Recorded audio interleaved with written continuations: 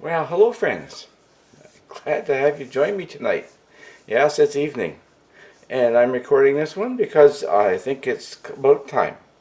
If you will recall, I had some difficulties doing with my cast iron frying pan. And so I thought I would bring it back to visit with you. Remember the lodge I had, and I'll probably have to back up a little bit. Okay, you can see the reflection even out of it there. Okay, now I gotta admit it's been an experience, a learning experience, but I'm happy to learn. We all need to learn sometime. Okay, now as you can see it's quite black inside, not totally. Things I experienced in the last year with it. If you recall, I used a power sander and cleaned off the bottom of the inside to get that roughness off because everything stuck to it. I think Lodge made a terrible mistake in making them so rough and then putting on the treatment to make them anti-stick. Didn't work for me, it was too rough.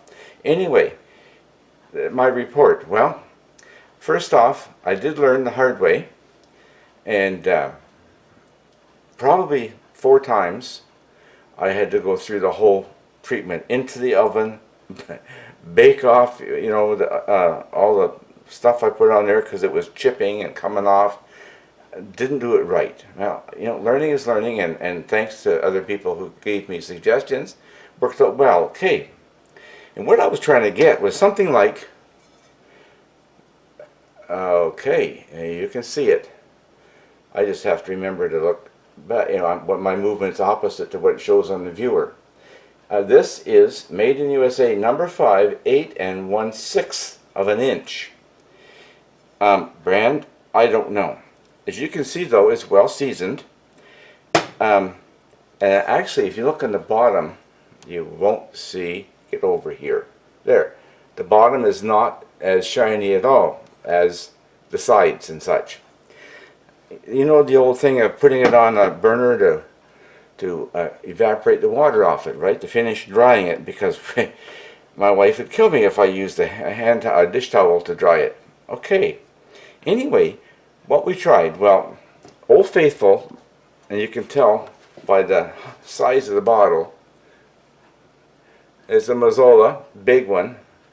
My wife passed away 3 years ago and I still haven't ran out of it. That was Old Faithful, used for years and years, well, over 50 years that we were married. Okay, not the same bottle, of course. Anyway, that was great. I used it.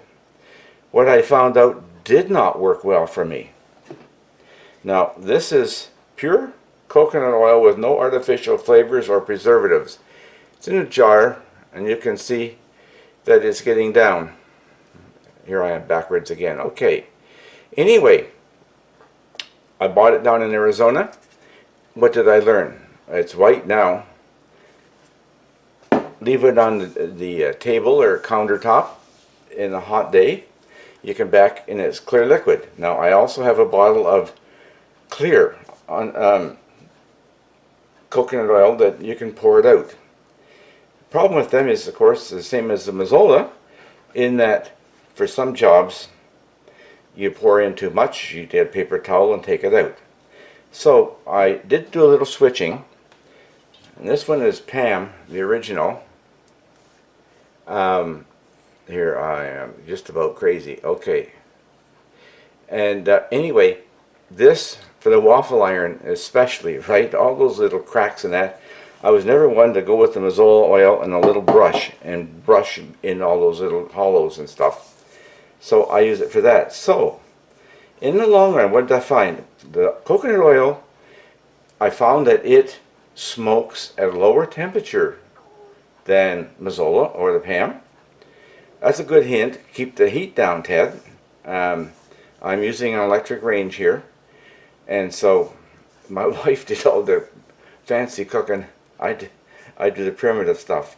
Anyway, it turned out the only time that I damaged it once I got things going was I fried steak in it, and I had the heat a little too high and on too long, and it actually took off the seasoning, most of the seasoning from the spot it laid.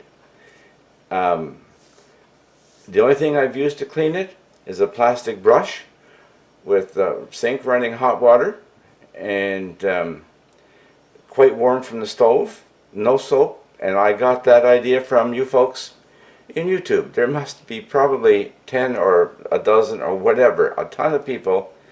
That's the one thing they were consistent in. They like different kinds of seasonings, but it was the hot water and a brush and no soap. Worked great for me. So, I'm happy. I use it weekly at least, and I do put on a little touch, which reminds me I have to, I think, go to Cabela's is where I got it. And this is Lodge's seasoning spray, and it is actually, come on, 100% pure canola oil. No additives or propellants. I don't know how they managed to propel it out of the cannon, but anyway. And so I do season it after I've finished using it, wipe it up, dry it. I'll spray it, let it sit for a moment, and wipe it off with an old dishcloth. And it's been working great. So I thought I'd get this back to you, let you know. You can. After all, if I can do it, you can do it, right? I'm happy to have cast iron working in the house again. The only thing I'm not accustomed to totally is the angle of the sides. This little guy has got a shallower angle on the sides. Here, let me hold it like this. And if I back up and see if I can get them over here. Okay, the sides are steeper on the Lodge. However, the little one, perfect for making egg sandwiches, for making grilled cheese sandwiches.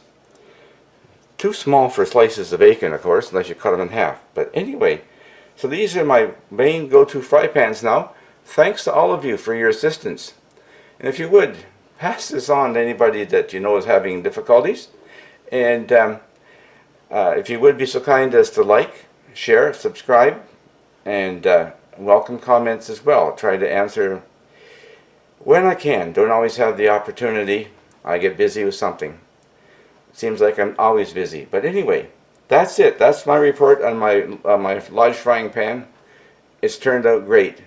And I'm sure over the years it's going to keep right on being great as well. All the best, everyone. Take care. Ted's clear.